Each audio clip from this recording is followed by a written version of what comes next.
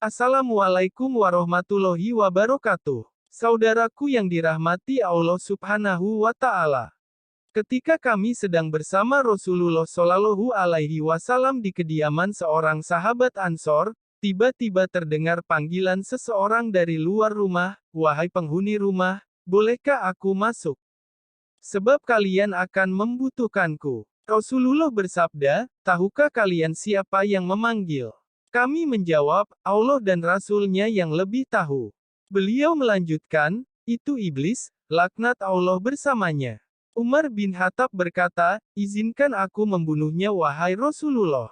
Nabi menahannya, "Sabar wahai Umar, bukankah kamu tahu bahwa Allah memberinya kesempatan hingga hari kiamat?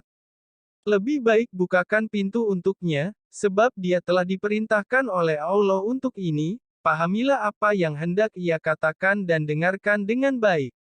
Ibnu Abbas berkata, pintu lalu dibuka, ternyata dia seperti seorang kakek yang cacat satu matanya. Di janggutnya terdapat 7 helai rambut seperti rambut kuda, taringnya terlihat seperti taring babi, bibirnya seperti bibir sapi. Iblis berkata, "Salam untukmu Muhammad. Salam untukmu para hadirin." Rasulullah Shallallahu Alaihi Wasallam lalu menjawab, "Salam hanya milik Allah Subhanahu wa Ta'ala, sebagai makhluk terlaknat, apa keperluanmu?" Iblis menjawab, "Wahai Muhammad, aku datang ke sini bukan atas kemauanku, namun karena terpaksa."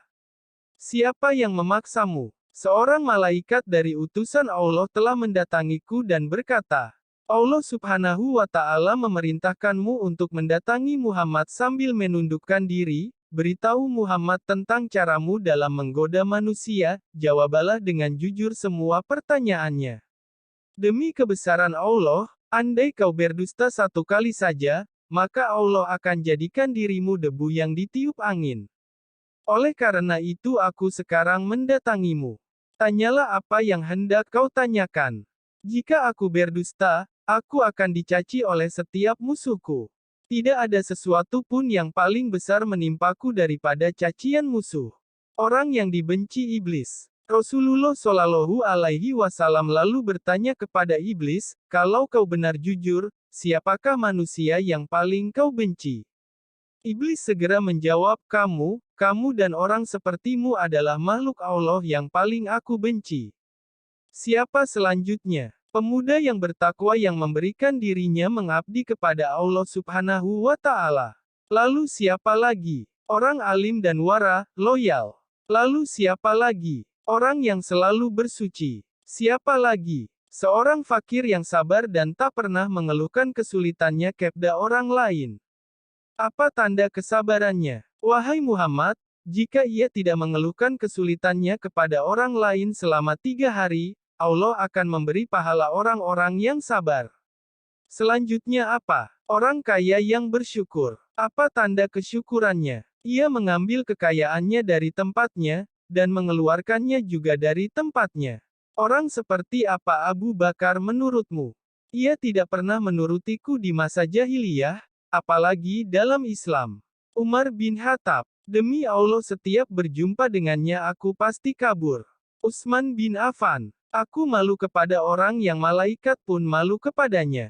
Ali bin Abi Thalib. Aku berharap darinya agar kepalaku selamat, dan berharap ia melepaskanku dan aku melepaskannya, tetapi ia tak akan mau melakukan itu. Ali bin Abi Thalib selalu berzikir terhadap Allah Subhanahu wa Ta'ala. Amalan yang dapat menyakiti iblis. Apa yang kau rasakan jika melihat seseorang dari umatku yang hendak salat? Aku merasa panas dingin dan gemetar. Kenapa? Sebab, setiap seorang hamba bersujud 1x kepada Allah, Allah mengangkatnya 1 derajat. Jika seorang umatku berpuasa, tubuhku terasa terikat hingga ia berbuka.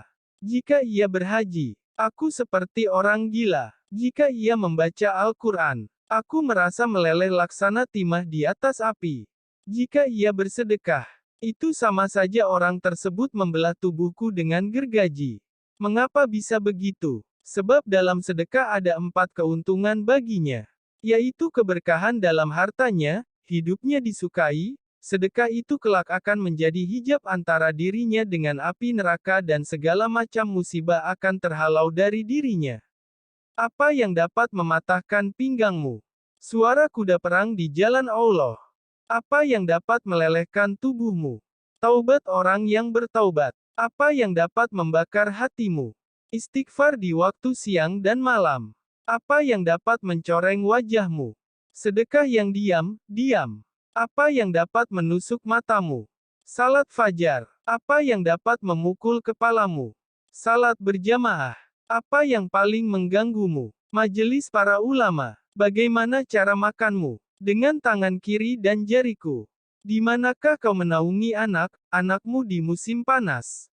Di bawah kuku manusia. Manusia yang menjadi teman iblis. Nabi lalu bertanya, siapa temanmu wahai iblis? Pemakan riba. Siapa sahabatmu? Pezina. Siapa teman tidurmu? Pemabuk. Siapa tamumu? Pencuri. Siapa utusanmu? Tukang sihir. Apa yang membuatmu gembira? Bersumpah dengan cerai. Siapa kekasihmu? Orang yang meninggalkan salat Jumat. Siapa manusia yang paling membahagiakanmu? Orang yang meninggalkan salatnya dengan sengaja. Iblis tidak berdaya di hadapan orang yang ikhlas. Rasulullah Shallallahu Alaihi Wasallam lalu bersabda, segala puji bagi Allah yang telah membahagiakan umatku dan menyengsarakanmu. Iblis segera menimpali. Tidak, tak akan ada kebahagiaan selama aku hidup hingga hari akhir. Bagaimana kau bisa berbahagia dengan umatmu, sementara aku bisa masuk ke dalam aliran darah mereka dan mereka tak bisa melihatku. Demi yang menciptakan diriku dan memberikanku kesempatan hingga hari akhir, aku akan menyesatkan mereka semua. Baik yang bodoh, atau yang pintar, yang bisa membaca dan tidak bisa membaca, yang durjana dan yang soleh, kecuali hamba Allah yang ikhlas. Siapa orang yang ikhlas menurutmu? Tidakkah kau tahu wahai Muhammad, bahwa barang siapa yang menyukai emas dan perak, ia bukan orang yang ikhlas. Petik 2. Jika kau lihat seseorang yang tidak menyukai dinar dan dirham, tidak suka pujian dan sanjunang, aku bisa pastikan bahwa ia orang yang ikhlas, maka aku meninggalkannya. Petik 2. Selama seorang hamba masih menyukai harta dan sanjungan dan hatinya selalu terikat dengan kesenangan dunia, ia sangat patuh padaku. Tahukah kamu Muhammad, bahwa aku mempunyai 70.000 anak. Dan setiap anak memiliki 70.000 syaitan. Sebagian ada yang aku tugaskan untuk mengganggu ulama. Sebagian untuk mengganggu anak muda, sebagian untuk mengganggu orang-orang tua, sebagian untuk mengganggu wanita tua, sebagian anak-anakku juga aku tugaskan kepada para zahid. Aku punya anak yang suka mengencingi telinga manusia sehingga ia tidur pada salat berjamaah, tampaknya, manusia tidak akan mengantuk pada waktu salat berjamaah. Aku punya anak yang suka menaburkan sesuatu di mata orang yang sedang mendengarkan ceramah ulama hingga mereka tertidur dan pahalanya terhapus. Aku punya anak yang senang berada di lidah manusia, jika seseorang melakukan kebajikan lalu ia beberkan kepada manusia, maka 99% pahalanya akan terhapus. Pada setiap seorang wanita yang berjalan, anakku dan syaitan duduk di pinggul dan pahanya, lalu menghiasinya agar setiap orang memandanginya. Syaitan juga berkata, keluarkan tanganmu, lalu ia mengeluarkan tangannya lalu syaitan pun menghiasi kukunya. Mereka, anak-anakku selalu menyusup dan berubah dari satu kondisi ke kondisi lainnya, dari satu pintu ke pintu yang lainnya untuk menggoda manusia hingga mereka terhempas dari keikhlasan mereka. Akhirnya mereka menyembah Allah tanpa ikhlas, namun mereka tidak merasa. Tahukah kamu, Muhammad, bahwa ada rahib yang telah beribadat kepada Allah selama 70 tahun. Setiap orang sakit yang didoakan olehnya, sembuh seketika. Aku terus menggodanya hingga ia berzina, membunuh dan kufur. Tahukah kau Muhammad, dusta berasal dari diriku. Akulah makhluk pertama yang berdusta. Pendusta adalah sahabatku, barang siapa bersumpah dengan berdusta, ia kekasihku. Tahukah kau Muhammad, Aku bersumpah kepada Adam dan Hawa dengan nama Allah bahwa aku benar-benar menasihatinya.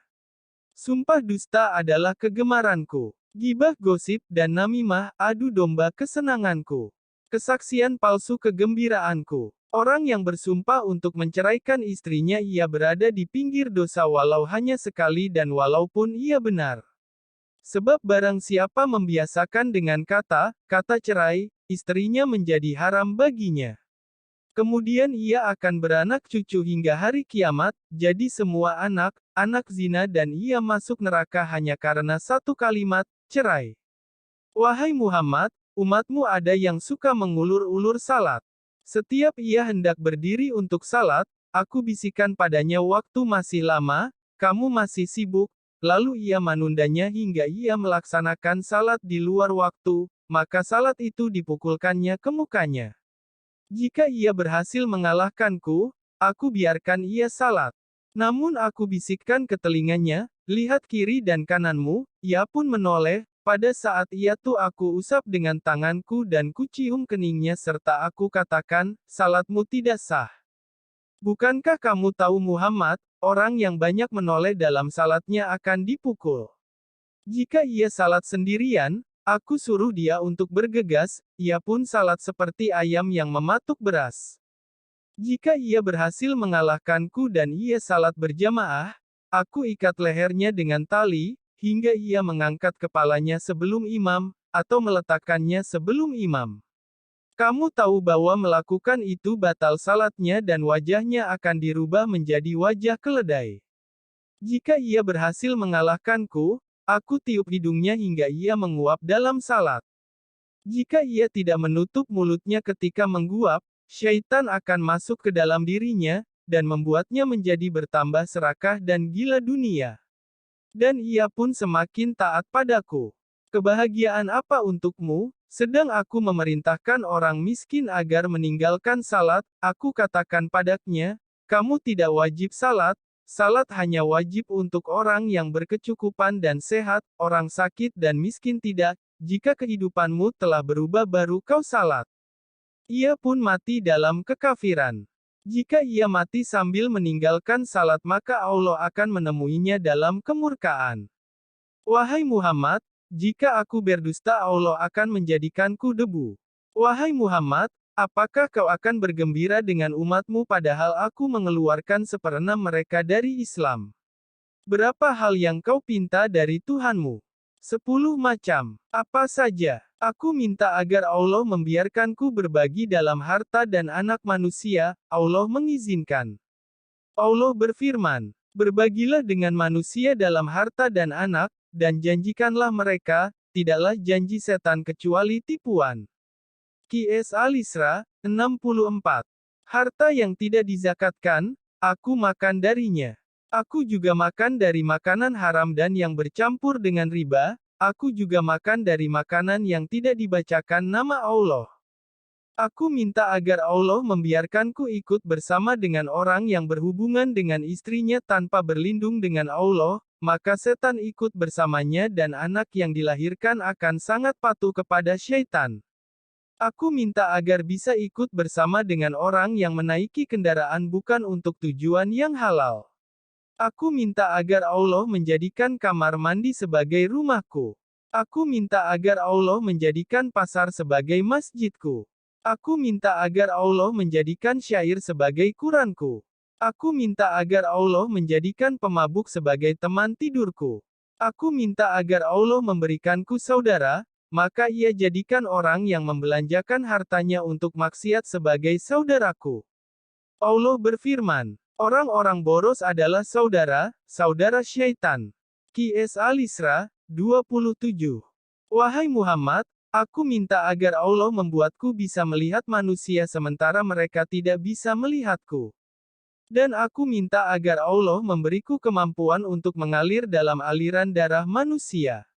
Allah menjawab, silahkan, dan aku bangga dengan hal itu hingga hari kiamat. Sebagian besar manusia bersamaku di hari kiamat. Iblis berkata, wahai Muhammad, aku tak bisa menyesatkan orang sedikit pun, aku hanya bisa membisikkan dan menggoda. Jika aku bisa menyesatkan, tak akan tersisa seorang pun. Sebagaimana dirimu, kamu tidak bisa memberi hidayah sedikit pun, engkau hanya rasul yang menyampaikan amanah. Jika kau bisa memberi hidayah, tak akan ada seorang kafir pun di muka bumi ini. Kau hanya bisa menjadi penyebab untuk orang yang telah ditentukan sengsara. Orang yang bahagia adalah orang yang telah ditulis bahagia sejak di perut ibunya. Dan orang yang sengsara adalah orang yang telah ditulis sengsara semenjak dalam kandungan ibunya. Rasulullah Shallallahu Alaihi Wasallam lalu membaca ayat. Mereka akan terus berselisih kecuali orang yang dirahmati oleh Allah Subhanahu wa Ta'ala. Qs Hud 118-119. Juga membaca, sesungguhnya ketentuan Allah pasti berlaku. Qs Al-Ahzab 38. Iblis lalu berkata, wahai Muhammad Rasulullah, takdir telah ditentukan dan pena takdir telah kering. Maha suci Allah yang menjadikanmu pemimpin para nabi dan rasul, pemimpin penduduk surga, dan yang telah menjadikan aku pemimpin makhluk-makhluk celaka dan pemimpin penduduk neraka, aku si celaka yang terusir, ini akhir yang ingin aku sampaikan kepadamu, dan aku tak berbohong. Sampaikanlah risalah ini kepada saudara-saudara kita, agar mereka mengerti dengan benar, apakah tugas-tugas dari iblis atau syaitan TSB. Sehingga kita semua dapat mengetahui dan dapat mencegahnya dan tidak menuruti bisikan dan godaan iblis atau syaitan. Mudah-mudahan dengan demikian kita dapat setidak-setidaknya membuat hidup ini lebih nyaman dan membuat tempat serta lingkungan kita lebih aman. Terima kasih telah menonton. Semoga videonya bermanfaat dan menambah keimanan kita. Jangan lupa subscribe dan tekan loncengnya, supaya dapat notifikasi video menarik selanjutnya. Wassalamualaikum warahmatullahi wabarakatuh.